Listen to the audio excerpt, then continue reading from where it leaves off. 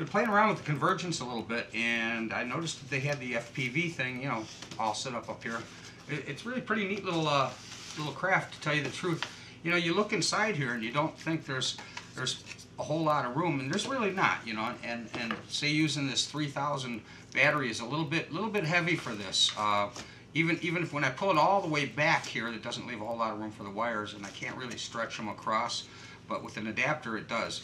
And all the way back, the 3000 will work just fine, stock the way it is. Otherwise, the 2200s do about the best up here.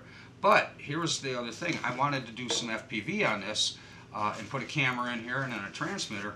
And what they've got back here is a little section here. It's got kind of a cool little tray back here to mount a transmitter.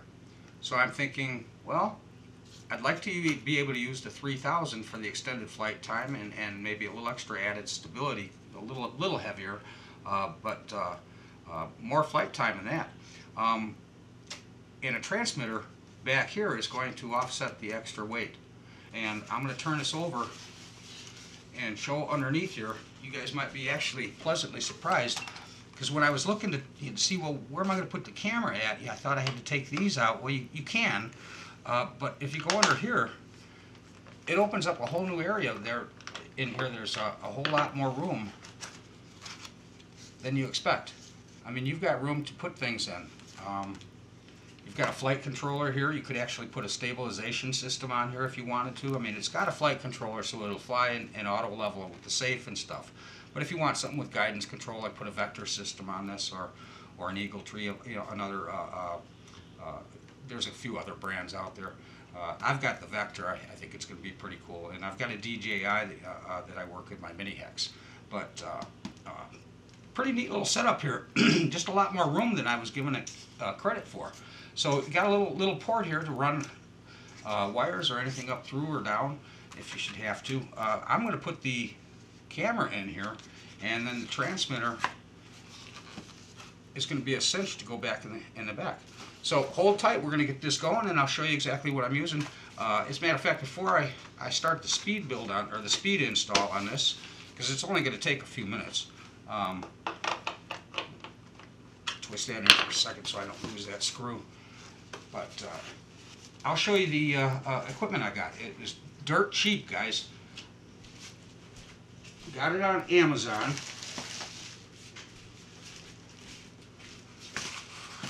Show you this one first. I got this one the day before yesterday, and just about I think $12.69 for a little mini camera. I don't know what to expect out of this yet, so this is a dry run. Okay, I'm just throwing it out there. Let's see how this one goes. But it's a 700 TVL. It says color, little camera, and the size seemed to be like it was going to be just about right for this little thing. And there it is. There's the little camera. I mean, look at the size of this, guys. Here's my thumb, the end of my thumb. Okay, I mean, it's comparison right there. So it looks like about the right size to go in there. So let's give this a try here. And then for the transmitter, I told you I got a 600 milliwatt Boscam, the TS832, and they've upgraded it from 32 channel to 40 channels now, so it covers the other frequencies. I believe it's what the RF or F or next air or something like that. There's a couple different signals out there that are proprietary, and this one kind of hits those too, so that people with like Fat Shark Dominator goggles and stuff could still use this.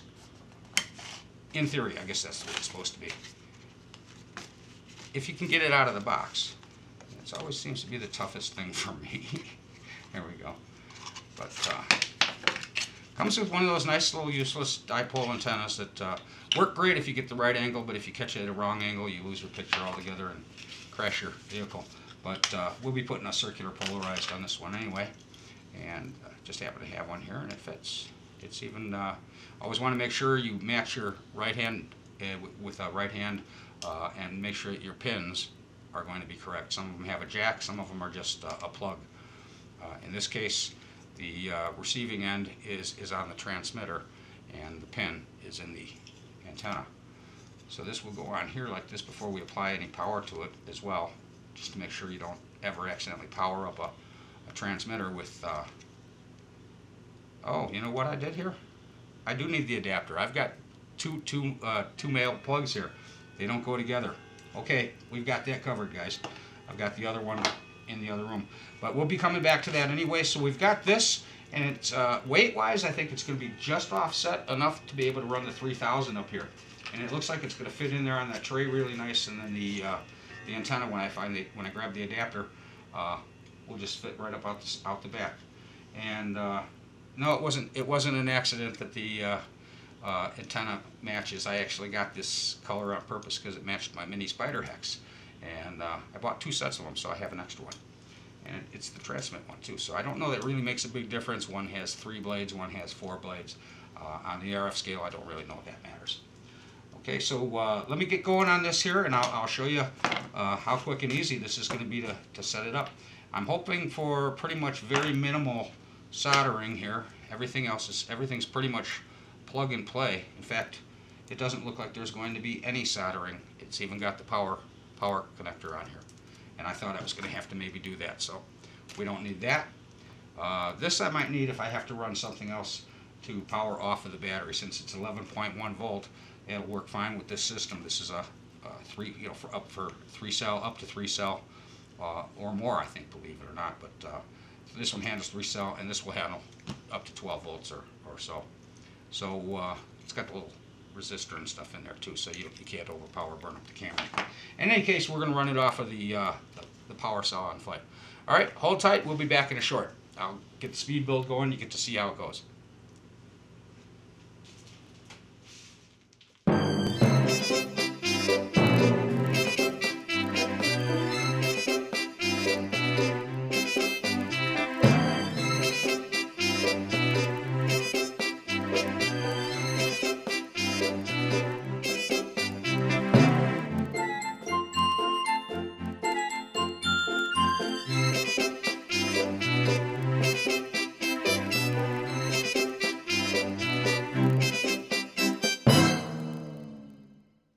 Alright guys, a little longer than I thought it was going to take. In fact, I'm not really quite finished yet. The transmitter is actually a little too big. At 600, I might go ahead and get a 400 watt for it, or a milliwatt for it. But the camera went in really kind of cool. It fits up there just like it goes in with no problem at all. You just pop it in, and then you can just tack it in from the back. But the transmitter here, I kind of had to wedge in there a little bit.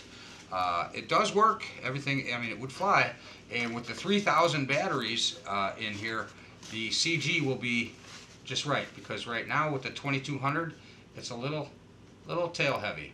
But with the 3000 in there, I'll probably get a very nice CG on this. But now the video on this, I'm surprised, considering the transmitter was only like $18.99 and this was $12.69 for the camera. It's really got pretty good quality. I can see pretty well. It's got good dynamic, putting it under the table now, and it's got good dynamic, whatever they call it, wide dynamic range, but it handles the light pretty well and doesn't blank out anything else. I'm shining right at the bulb here, but you can still see everything else pretty well. It's got a nice clear picture, and what I like here is there's no latency. I mean, I cannot see any latency in this at all, period, hands down. So I think I got a real cheap solution here, guys. It's 32 bucks altogether, I think it was, with shipping, everything, eBay and Amazon.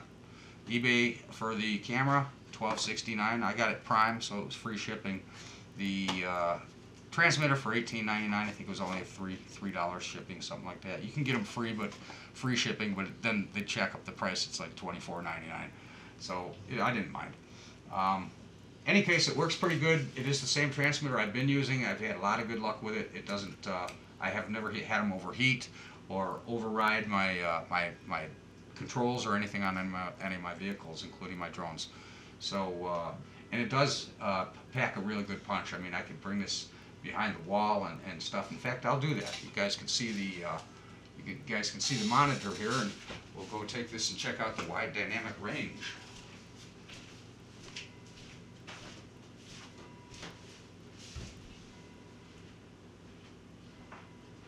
I'm all the way at the other end of the house now, guys, and in fact, I'm in my office.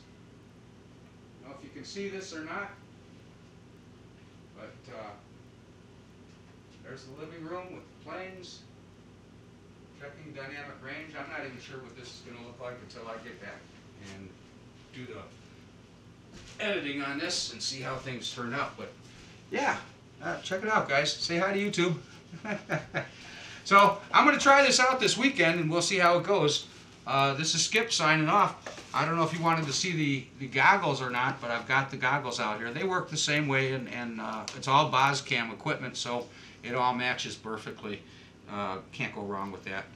And this, I'm going to either get a smaller transmitter, about a 400, maybe 400 watt to fit in there just fine. This was just a little large. I could do some carving if I want to, but I don't really want to. Or I could just wedge it in there if I wanted to, which is kind of what I've got right now.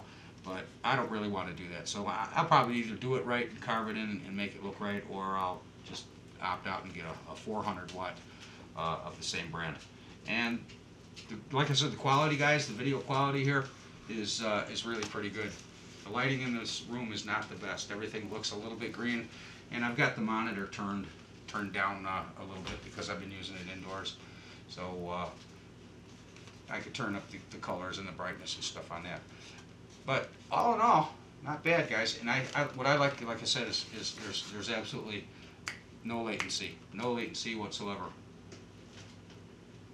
I mean, I can't see even a split second of it.